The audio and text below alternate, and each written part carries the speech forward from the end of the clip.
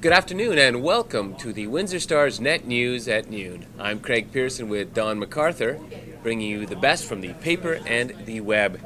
The McGuinty government's HST will cost families $480 more in taxes, according to the government's own study, which shows that more than half of Ontario residents will actually pay more in taxes in 2012. Rebate checks are being sent out this week, but the majority of people interviewed by the Star don't think that they'll get all their money.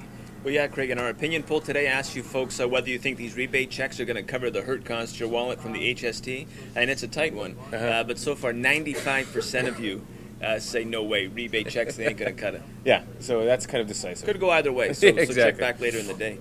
Speaking of McGuinty, he's going to be in town tonight with local cabinet ministers Dwight Duncan and Sandra Pupatello over at Caesars Windsor, laying it all on red at the Automotive Parts Manufacturers Association. They're having their convention. There's no word yet on whether McGuinty's going to take a tour of Leamington today, which was, of course, ravaged by that tornado on Sunday. Yes, but Gary Goodyear, Minister of State for the Federal Economic Development Agency for Southern Ontario, will tour the damages in Leamington. Some locals hope that Goodyear will announce some federal funding.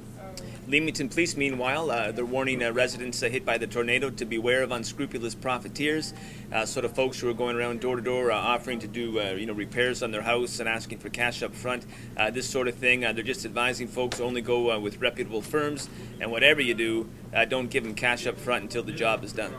The cost to replace greenhouses decimated by Sunday's tornado are pegged at $24 million, and that is only for the structures. That doesn't include the vegetables or plants inside. And the mop-up continues in Windsor, of course, where hundreds of basements were flooded and 1,400 people at a minimum phoned the city's 311 line about what water in the basement. Now, the city's organized that pickup of sodden couches and carpets and whatnot. They're going to go on Friday at 5 a.m. It's already starting to pile up on the curbs, at least in Riverside around my house. Make sure you call the city's 311 line so they come grab your stuff. 5 a.m. Friday. Boom. And militants shot down a NATO helicopter in southern Afghanistan on Wednesday, killing 4 American soldiers, and that brings to 23 the number of foreign troops killed in what is escalating violence in Afghanistan this week. And over at the courthouse today, we hope to have more on this later, but a bail hearing has been scheduled for Robert Joseph Van Brackle. That's the guy, the Essex County OPP warned Harrow residents he was moving into town on the weekend, and then boom, like a couple hours later, he was back in the slammer. So his bail hearing today.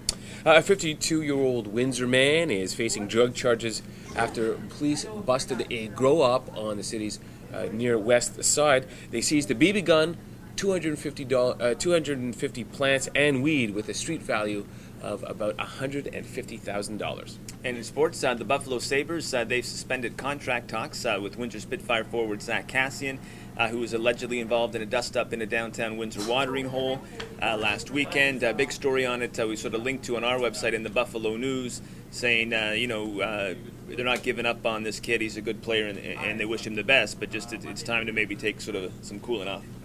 Speaking of Spits, LaSalle native and ex-Windsor Spitfire Michael Layton is expected to start in goal tonight for the Philadelphia Flyers, who are trying to stay alive in the Stanley Cup final against the high-flying Chicago Blackhawks. Okay, I'm hoping for a Game 7.